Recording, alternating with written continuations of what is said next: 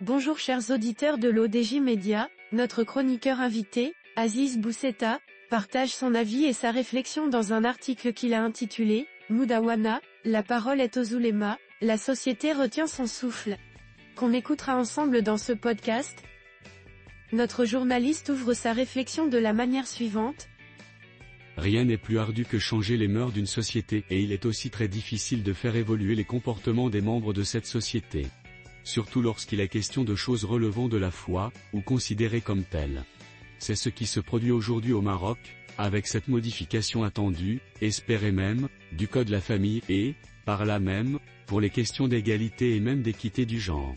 En sa qualité constitutionnelle de chef de l'État, veillant aux droits et libertés des citoyens ES, et de commandeur des croyants, le roi Mohamed VI a activé son autre levier constitutionnel qu'est sa présidence du Conseil supérieur des oulémas. Il a demandé à ces derniers de statuer sur certaines propositions contenues dans le rapport à lui remis par le chef du gouvernement, lui-même l'ayant reçu de l'instance ad hoc chargée de la révision du Code de la famille. Mais la saisine royale du Conseil des oulémas est précise, cadrant minutieusement la mission dévolue aux oulémas, l'avis doit être rendu exclusivement sur certaines recommandations ayant relation avec la religion, et dans un esprit d'ouverture, de tolérance et qui tiennent compte des évolutions et exigences de la société marocaine de ce deuxième quart de siècle.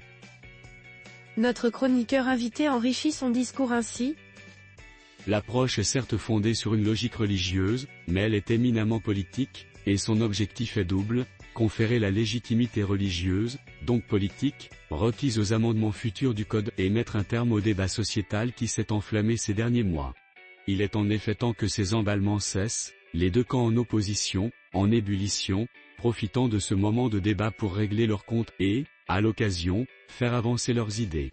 Ces deux camps, le progressiste et le conservateur, ont croisé le fer, le premier voulant séculariser la loi marocaine et le second œuvrant à ce que rien ne bouge depuis le lointain passé.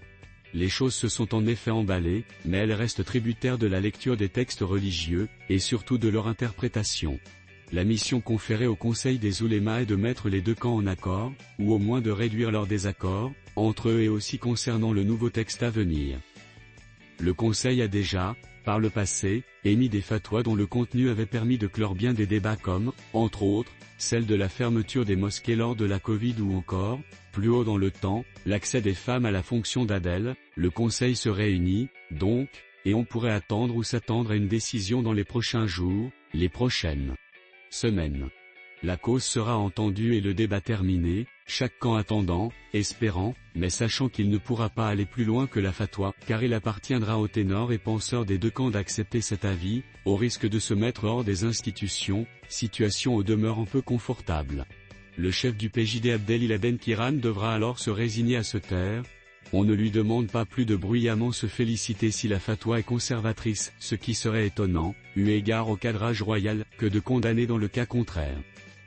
Il a voté pour la Constitution, il a occupé l'éminente fonction de chef du gouvernement dans le cadre de cette Constitution, et il accepte les règles électorales de cette même Constitution. Quel que soit l'avis des oulémas, constitutionnels, il lui reviendra de le respecter, même s'il ne s'y reconnaît pas. On relèvera dans cette affaire de révision de la Moudawana que la classe politique, dans son ensemble, est quelque peu cornerisée, mais elle s'est elle-même exclue du débat et de la décision, s'étant montrée totalement incapable de légiférer et même de réfléchir sur la question. Le roi avait pourtant laissé plus d'un an au gouvernement, et donc au Parlement, pour amender le Code, un an compris entre le discours du trône de juillet 2022 et la lettre au chef du gouvernement fin septembre 2023.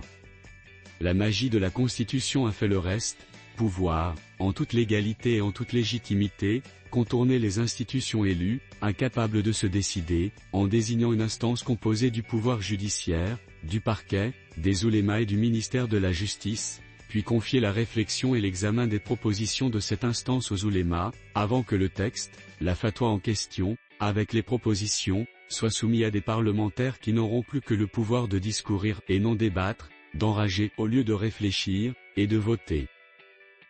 L'auteur termine son article en ces termes. Espérons que pour les questions religieuses explicites et précises, le choix puisse être donné aux citoyens ES, sur les amendements au mariage, au droit de divorce, à la garde, à la communauté des biens et à l'héritage. Personne, ou presque, ne connaît la teneur du texte proposé au roi, pas plus que personne, ou presque, ne sait ce qui viendra des oulémas. Mais le Maroc, étant pluriel, avec une société à double étage, conservateur et progressiste, le choix devrait pouvoir être donné sur certaines questions religieuses, partant du principe de la nulle contrainte en religion. Or, tout le monde connaît la posture résolument progressiste et moderniste du roi. Espérons donc. Rédigé par Aziz Bousseta.